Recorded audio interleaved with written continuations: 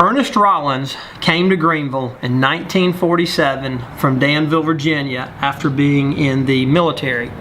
He brought Howard Allen into town shortly after to create Rawlins Allen, where they started their studio in the downtown Belk Simpson department store.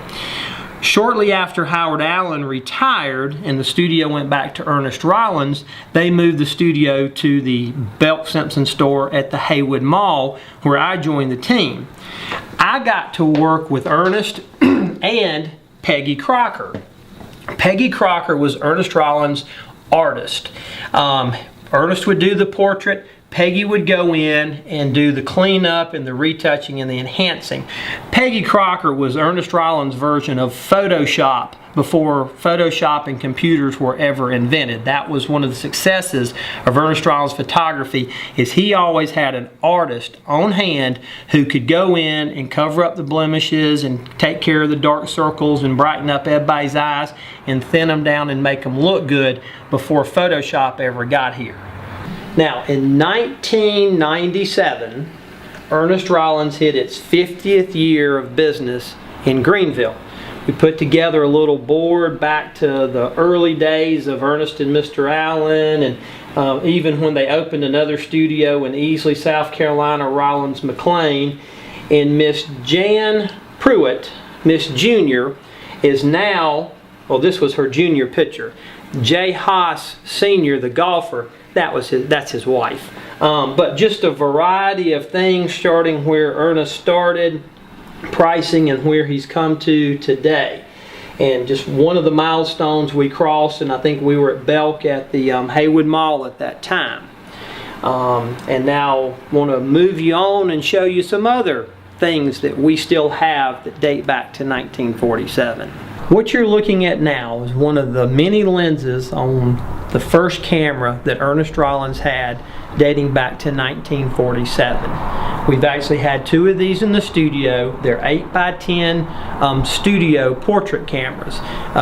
The old-fashioned pull the screen over and look through the ground glass, except in our times we just turn the lights off on in the room and look through the back.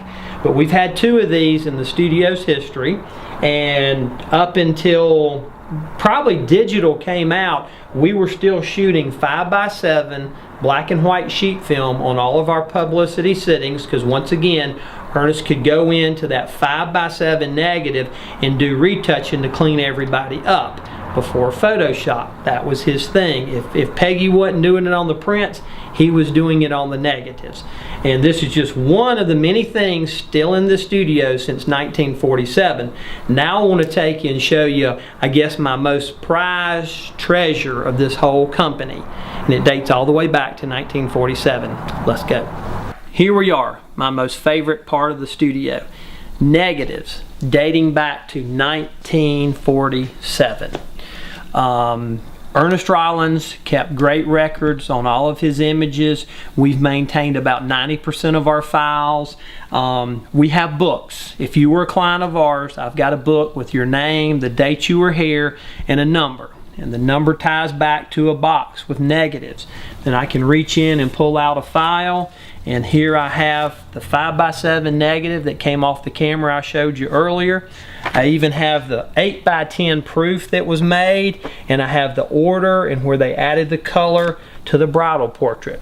So we have maintained our files, and we can go back and find most of our clients' works, pull them out. Now, can't print that negative anymore, but I can have it scanned, retouched in the computer, and then digitally printed out for you. So if anybody has any needs of anything Ernest did dating back to 1947, we've still got them hopefully somewhere in one of these boxes.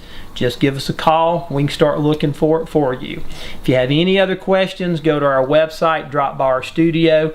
Just come visit us at Ernest Rawlins Photography.